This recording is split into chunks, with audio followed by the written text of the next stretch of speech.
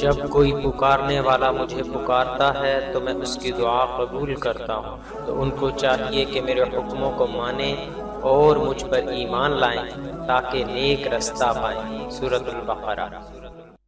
بسم اللہ الرحمن الرحیم۔ اللہ کے نام سے شروع جو نہایت مہربان رحمت والا ہے۔ السلام علیکم ورحمۃ اللہ وبرکاتہ۔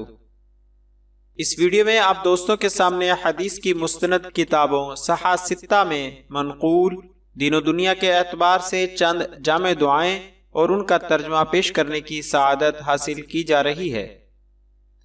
ویڈیو میں آگے بڑھنے سے پہلے نئے آنے والے دوستوں سے گزارش ہے کہ ہمارے چینل کو ضرور سبسکرائب کریں اور آنے والی ویڈیو سے باخبر رہنے کے لیے بیل آئیکن پریس کریں۔ شکریہ۔ دعا۔ اللہم اجعلنی من الذین اذا احسنوا استبشروا واذا اساءوا استغفروا۔ ترجمہ: اے اللہ، مجھے ان لوگوں میں شامل فرما جو جب نیکی کرتے ہیں تو خوش ہوتے ہیں اور جب گناہ کرتے ہیں تو استغفار کرتے ہیں۔ سنن ابن ماجہ حدیث نمبر 3820۔ دعا نمبر 2۔ اللہم اغفر لنا وارحمنا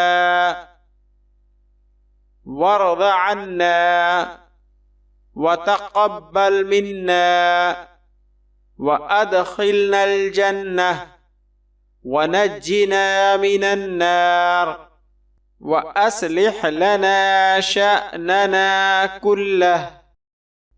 ترجمہ: اے اللہ، ہماری مغفرت فرما اور ہم پر رحم فرما اور ہم سے راضی ہو جا اور ہماری طرف سے دعائیں یا اعمال وغیرہ قبول فرما اور ہمیں جنت میں داخل فرما اور ہمیں جہنم سے نجات عطا فرما اور ہمارے تمام کاموں کو سنوار دے۔